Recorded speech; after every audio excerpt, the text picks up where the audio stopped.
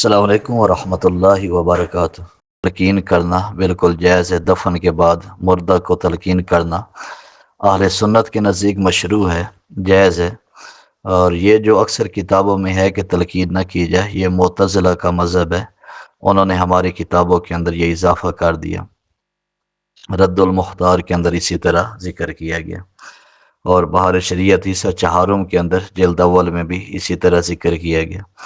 اور اس میں مزید بار شریعت کے اندر تفصیل ذکر کی کہ حدیث میں ہے کہ حضور اقدس صلی اللہ علیہ وسلم فرماتے ہیں، جب کوئی تمہارا مسلمان بھائی مرے اور اس کی مٹی دے چکو تو تم میں ایک شخص قبر کے سرہانے کھڑا ہو کر کہے یا فلاں بن فلانا، یعنی کہ اس کا نام لے اور اس کی والدہ کا نام لے۔ وہ سنے گا اور جواب نہ دے گا، پھر کہے کہ یا فلاں بے فلانا، پھر اس کا نام لے، اس کی والدہ کا نام لے، تو سیدھا ہو کر وہ بیٹھ جائے گا۔ پھر یہ تیسری مرتبہ کہے کہ یا فلاں بے فلانا، تو وہ کہے گا ہمیں ارشاد کر، اللہ تجھ پر رحم فرمائے، مگر تمہیں اس کے کہنے کی خبر نہیں ہوتی۔ مطلب وہ بولتا ہے کہ جب تیسری مرتبہ یہ کہا جاتا ہے، وہ سیدھا ہو کے بیٹھ جاتا ہے اور کہتا ہے کہ مجھے ارشاد کیجئے، اللہ تعالیٰ تم پر رحم کرے۔ یہ وہ کلمات کہتا ہے۔ حضور فرماتے ہیں کہ تمہیں اس کے کہنے کی خبر نہیں ہوتی کہ وہ کہہ رہا ہے۔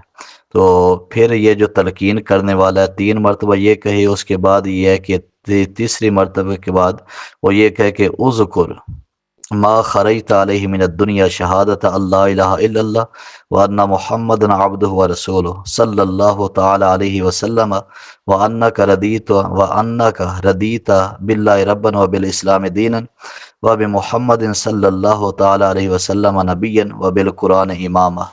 یہ تلقین کے کلمات ہیں۔ مطلب یہ کہ اس کو کہے کہ یاد کر، دنیا کے اندر جس نظریے پہ تو تھا، تو یہ گواہی دیتا تھا کہ اللہ تعالیٰ کے سوا کوئی عبادت کے لائق نہیں ہے، اور یہ کہ محمد صلی اللہ علیہ وسلم اس کے خاص بندے اور رسول ہیں، اور تو اللہ تعالیٰ کے رب ہونے پہ، اسلام کے دین ہونے پہ، محمد صلی اللہ علیہ وسلم کے نبی ہونے پہ اور قرآن کی امام ہونے پہ راضی تھا۔ تو یہ کلمات کہے تو حضور نبی کریم علیہ السلام فرماتے ہیں کہ نکیرین ایک دوسرے کا ہاتھ پکڑ کے، جو منکر نکیر ہے، ایک دوسرے کا ہاتھ پکڑ کے کہیں گے چلو ہم اس کے پاس کیا بیٹھیں، جسے لوگ اس کی حجت سکھا چکے، اس کی دلیل سکھلا چکے ہیں۔ تو اس پر کسی نے حضور سے عرض کی کہ اگر اس کی ماں کا نام معلوم نہ ہو تو فرمایا حضرت حوا ان کی طرح نسبت کرے، تو مطلب اے فلاں یعنی کہ حوا کے بیٹے، یہ نسبت کرے۔ تو اس حدیث کو طبرانی نے معجم کبیر کے اندر ذکر کیا ہے، اور دوسرے محدثین نے بھی روایت کیا۔ بعض اجلہ ائمہ تابعین فرماتے ہیں کہ جب قبر پر مٹی برابر کر چکے اور لوگ واپس جائیں تو مستحب سمجھا جاتا ہے کہ میت سے اس قبر کے پاس کھڑے ہو کر یہ کہا جائے کہ اے فلاں بے فلاں، یعنی کہ تو کہہ لا الہ الا اللہ، اور 3 بار پھر کہا جائے کہ کل ربی اللہ و دینی الاسلام و نبی محمد صلی اللہ علیہ وسلم، یہ کہا جائے۔ تو مطلب تلقین کے مختلف یہ انداز ذکر کیے گئے، تو اس طریقے سے اس کو تلقین کی جائے جو فوت ہونے والا ہے۔ تو جب قبر پر مٹی برابر کر چکے ہیں، مٹی دے چکے ہیں، تو اس کے بعد یہ کلمات کہے جائیں کہ جس دین پہ، جس نظریے پہ تو دنیا کے اندر تھا، تو یہ گواہی دیتا تھا کہ اللہ تعالیٰ کے سوا کوئی عبادت کے لائق نہیں ہے، اور محمد صلی اللہ علیہ وآلہ وسلم اللہ تعالیٰ کے رسول ہیں۔